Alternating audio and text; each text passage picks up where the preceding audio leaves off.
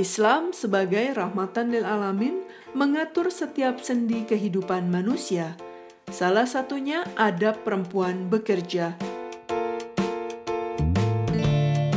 Pada prinsipnya dalam Islam, seorang perempuan diperbolehkan bekerja. Seperti firman Allah Subhanahu wa Ta'ala pada surat At-Taubah ayat 105 yang artinya, "Katakanlah wahai Muhammad, bekerjalah kalian, maka Allah, Rasul-Nya, dan para mukminin akan melihat pekerjaanmu." Sementara dalam surat An-Nisa ayat 29 dikatakan, "Wahai orang-orang yang beriman, janganlah kalian saling memakan harta sesama kalian dengan jalan yang tidak benar. Akan tetapi, hendaklah kalian berdagang atas dasar kerelaan serta kejujuran." Dari dua ayat tersebut, jelas bahwa keumuman perintah bekerja ditujukan bagi kaum laki-laki maupun perempuan. Salah satu pekerjaan yang bisa dilakukan dan sangat diridhoi Allah Ta'ala adalah berdagang dengan dasar kerelaan dan kejujuran.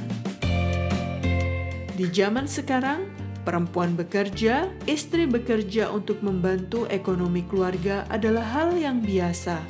Namun ada beberapa adab yang harus dilakukan oleh seorang wanita jika bepergian keluar rumah untuk bekerja, terlebih lagi bagi perempuan bersuami. Dia bekerja mungkin juga sebagai guru, sebagai dosen, ya, selama wanita itu bisa memenuhi hak-haknya, kewajibannya di dalam rumah tangga, keluarga, dan dia tidak mengabaikan, ya, tidak menelantarkan keluarga, anak istrinya, suami dan istrinya, maka itu boleh.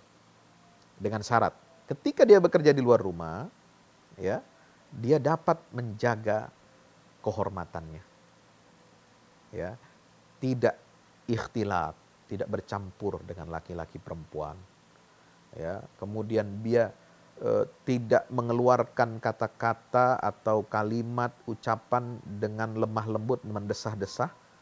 Nah, itu kan ada aturannya itu dalam Al-Quran, itu boleh. Karena itu mesti diperhatikan firman Allah yang ada dalam surat Al-Ahzab ayat 30-34. Di situ diberikan penekanan, waqarna fi buyutikunna, tetap tinggal di rumah sebagai fokus, bukan berarti dikurung di rumah. Dia bisa beraktualisasi, bersosialisasi, tapi dengan tetap menjaga kehormatan dia sebagai muslimah. Investasi menurut Islam dibolehkan, namun ada hal yang harus diperhatikan. Dalam Islam, investasi mengharuskan pemodal dan penerima modal untuk menerapkan prinsip bagi hasil dan bagi rugi. Artinya, tidak ada pihak yang dirugikan dalam sistem investasi tersebut. Kemudian, kehalalan dari sebuah investasi, karena kita harus yakin sektor yang akan diinvestasikan modal tersebut bergerak dalam bidang yang halal. Hubud dunia itu menyebabkan kita gelap mata. Investasi dengan cara apapun, ya, kita investasikan harta itu untuk mendapatkan keuntungan berlipat ganda. Meskipun itu investasinya haram. Misalnya orang punya modal, ya, lalu diinvestasikan ke aspek-aspek yang bertentangan dengan syariat. Misalnya pabrik minuman keras, ya, ini harga sahamnya lagi tinggi, kita invest di situ, haram, nggak boleh. Harga saham misalnya bank ribawi sedang tinggi, lalu kita beli, ya, murah dijual, tapi kemudian ternyata dia harganya tinggi, nah itu nggak boleh, haram, ya.